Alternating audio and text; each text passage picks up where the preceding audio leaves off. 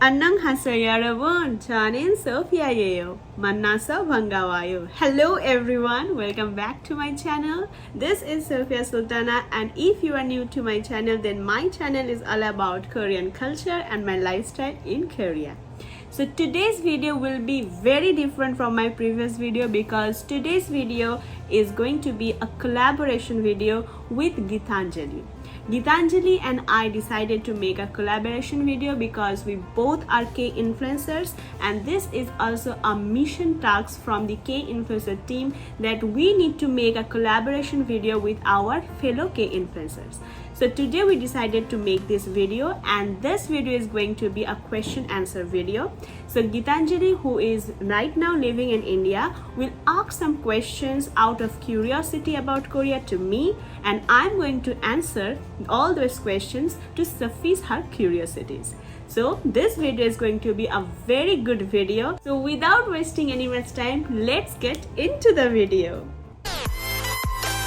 So my first question is for all the travel enthusiasts.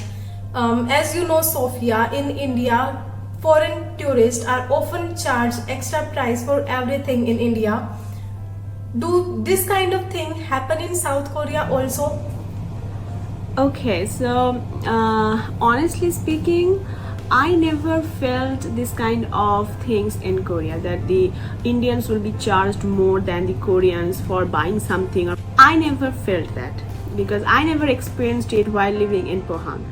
So the main thing is that I think that there is no chance or no scope of doing that. In Korea, everything is very sophisticated, very like a high-tech kind of things. So even people, when they are going somewhere to buy, they usually go to marts like R Mart, Lotte Mart. So it's kind of mall kind of thing.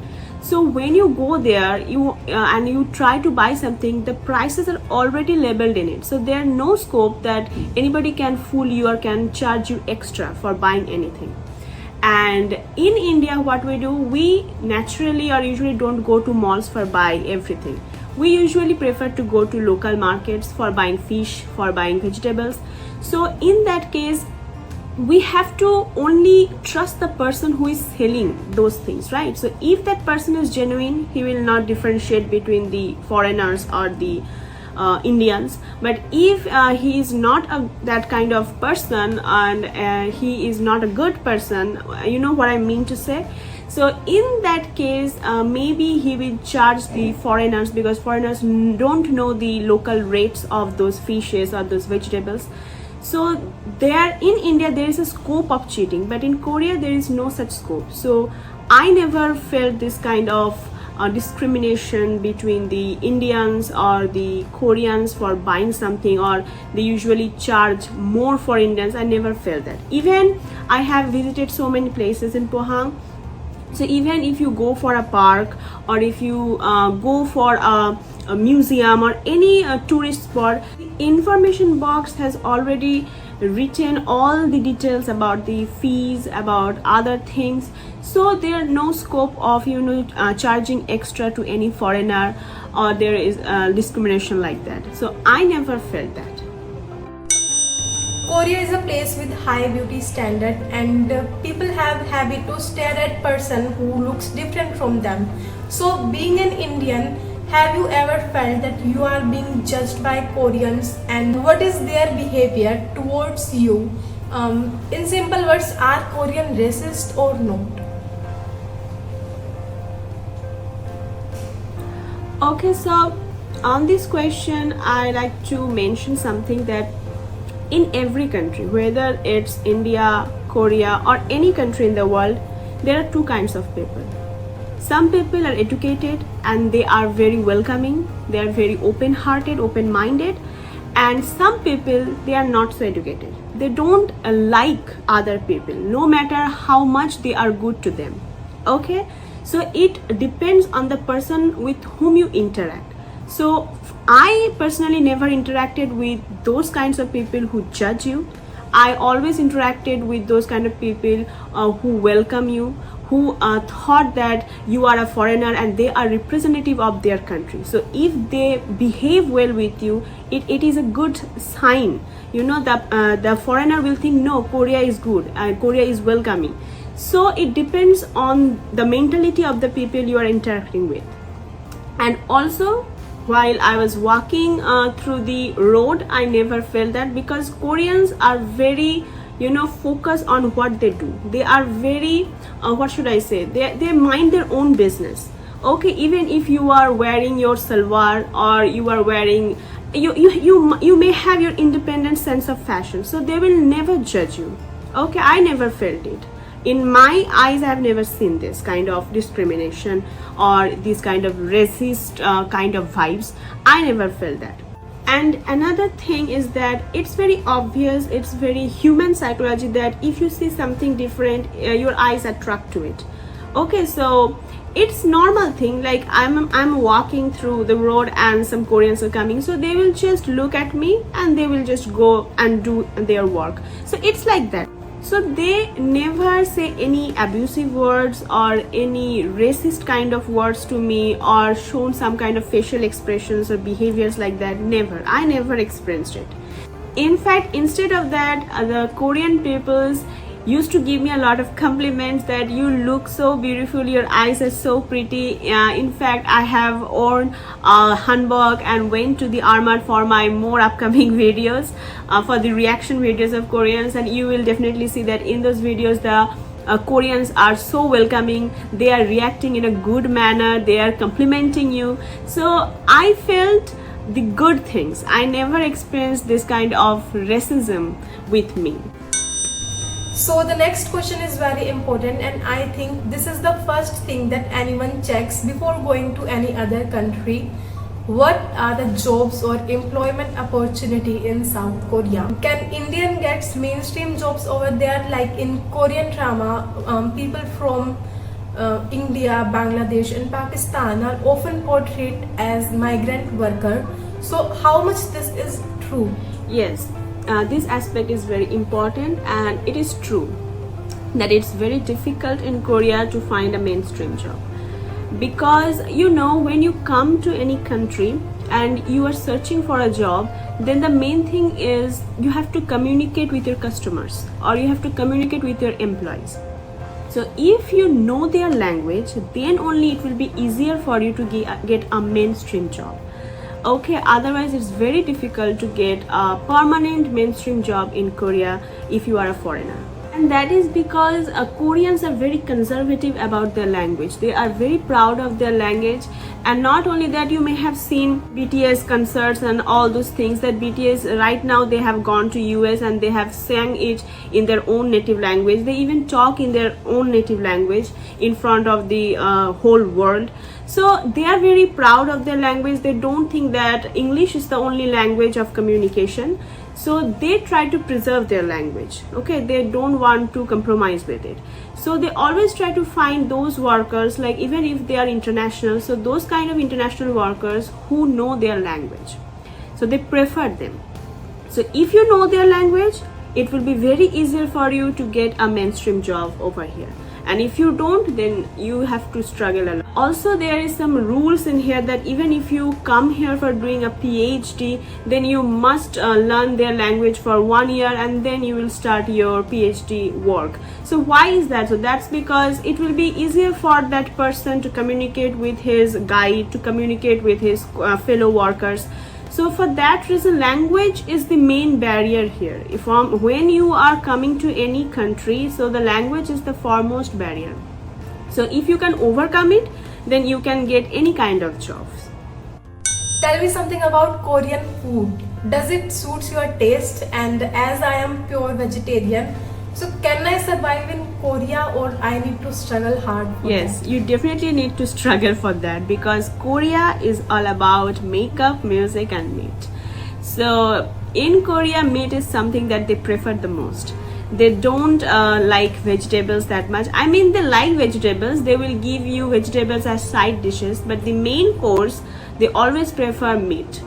So yes, if you are a vegetarian, so you need to prepare in your mind that okay, I have to start struggle from now onwards regarding my food. The options for vegetable is like only mushrooms. In thing that you will only find something attractive in vegetarian option is only the mushroom. And if you are non-veg, then you can get pork, you can get beef, you can chicken, and so many varieties. But if you are vegetarian, then it's your area of choice will become narrow. So it's really difficult for the vegetarians to cope up with this. And also if you say that I don't eat egg, so don't give it. So in Korea, egg is considered as veg. So it's really funny, but it's very difficult for the vegetarians. But there are some options that you can get after coming to Korea. That is some online markets. They are supplying some Indian vegetables to you. Thousands of Indians are living in Korea right now. So what they do, they don't eat vegetables. No, they do eat vegetables, but they buy it from some online markets, and those markets provide you with the vegetables. But the main problem is that those vegetables come to you in the frozen form, and if you are okay with it, then you can eat it. Otherwise, it's not like that much of fresh or eatable kind of, I never able to eat those frozen bhindis like okras or frozen other vegetables. So it's very difficult for me. Like if you eat fresh vegetables, you will love it, so it's very difficult. But what you can do, this is the only option you can get, the frozen vegetables. So from there you can get some Indian vegetables as well. So this is the thing that I want to share it with you. As a female, can you say that yes, Korea is safe place for females? Yes, as a girl, I feel very safe in Korea, and I am expecting this question from you.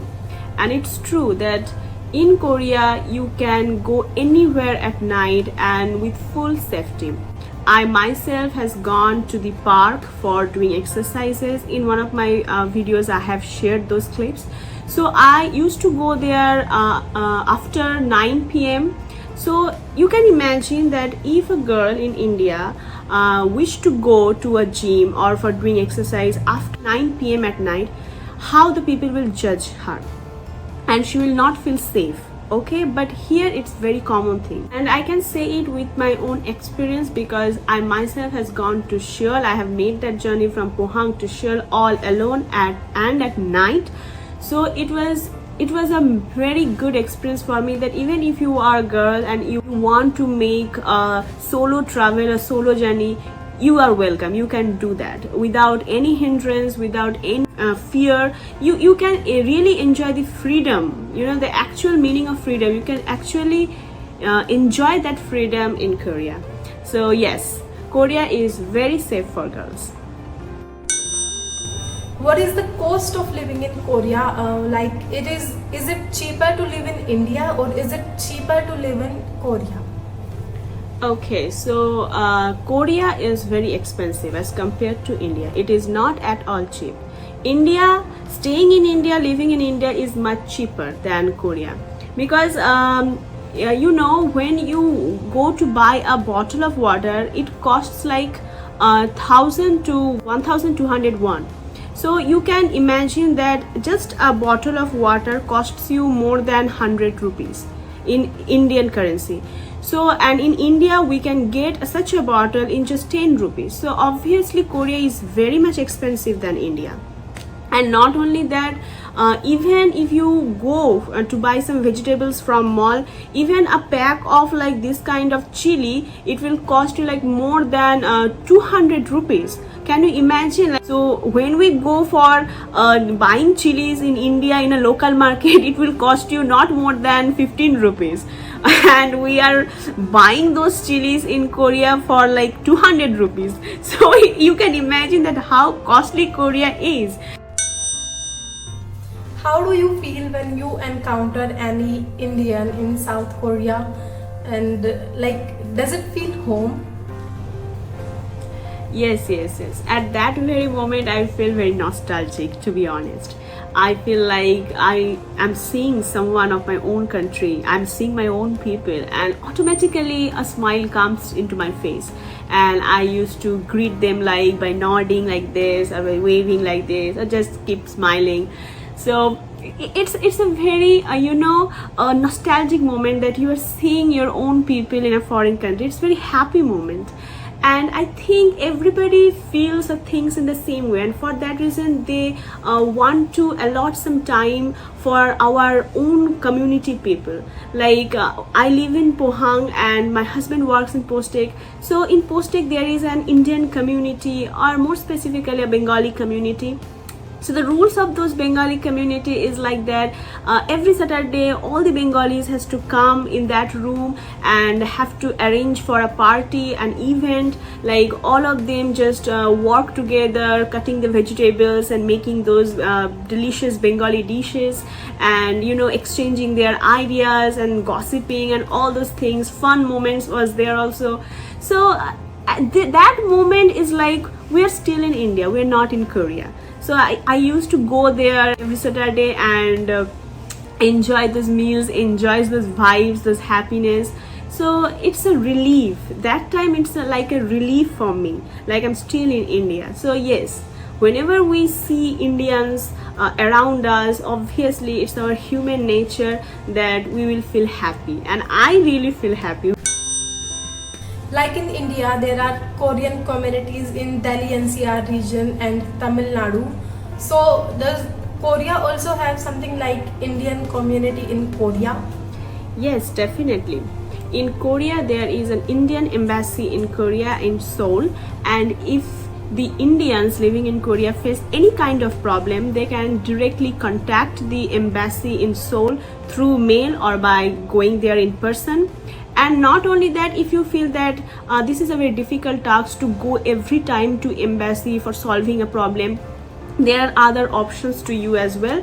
So those are online options. Like there are a number of communities like Indians in Korea group in Facebook, or like student community in Facebook also, like Indian students and researcher group. So these kind of groups, these kind of online communities are there who can help you in time of your need. If you face any kind of problem and you think that it's not possible for you to go to Seoul personally, or even if you have mailed them, you haven't got any reply from them, then you can contact these two online communities. They are very helpful. Like they are a very broad group, like over 10,000 members are there in each of the groups. So you can contact them and they will always help you. They are very welcoming, and I am myself a member of the Indian students and researchers community, so I know how helpful they are. So if you face any kind of problem, whether you are a student or you are a Indian living in Korea on a dependent visa or what kind of visa it may be, you just contact them and they will try to help you out. So don't worry about that. Like in India, and not only it's like India or Korea, even if you go in any country, you will find your own embassy or you will find your own community people over there. There will be someone who will try to help you. So don't worry about that. As a huge Korean drama lover, I want to ask what is same and what is different in the real Korea and the real Korea? Yeah, I myself am a huge fan of Korean drama, and I know this question arises in every girl's heart especially. And yes, there is a huge difference. There is a huge difference between the real Korean drama and the real Korean couple, So but one thing I felt like while I was walking through the road and I see the couples coming, they usually do a little PDA. You know what is PDA? That is public display of affection. So yes, but it's not like they are doing it intentionally. It's like their common behavior and natural behavior. So whenever the guy and the girl are walking side by side, the guy always used to protect her like this, holding her or patting her shoulder like this. So he's very protective in nature towards her girl. So it's a common thing. I usually see it whenever I walk through the road. And also the girls used to like become shy or a submissive kind of attitude towards his man, so that the man can feel like, yes, I am here to protect you. So I felt that. It's my personal experience. So yeah, in Korean drama, yeah, they also portray like that the guy is very protective about her girl, and they hold hands like this, crisscrossing their fingers. And yes, in real life also I've seen the couples crisscrossing their fingers like this and walking through the road, smiling to each other. And as I said, that the guys like to protect their girls. So yeah, it actually happens. So this is the only similarity you can find between a real Korean couple and real Korean couple. But apart from that, I don't think there is any similarity between Korean dramas and Korean guys. Like, it depends on the person, nah? Not every person will be that much of romantic, not every person will be that much of caring. So it depends person to person. So if you get a caring and romantic person, obviously you will get the vibes of Korean drama in your real life. But if you don't, then you are not that lucky. That's only I can say about it. So last one is anything you want to say and anything you want to tell to people who want to come to Korea one day. Yeah, I like to say to the people who want to come to Korea that please come to Korea. Korea is a very beautiful country. It's a very welcoming country, and not only that, everything is very systematic, organized. You will love the places over here, the museums, the parks, the tourist attractive places. Everything is very well sorted and well organized here. You can enjoy the meals over here. The fried chicken is very famous in Korea. Also, if you are a fan of beef or pork, you will get a number of varieties over here. So you must come to Korea. That if you're planning that one day I will go to Korea, you must come to Korea. Korea is a very good place for the foreigners. I hope you enjoyed my video today, and if you really like my content, then make sure you must subscribe to my channel and share this channel with your friends and family members, so that they could also enjoy my videos and get some knowledge about Korea and its culture. So I will be meeting with you all in my next video. Till then, take care and bye. 안녕히 가세요.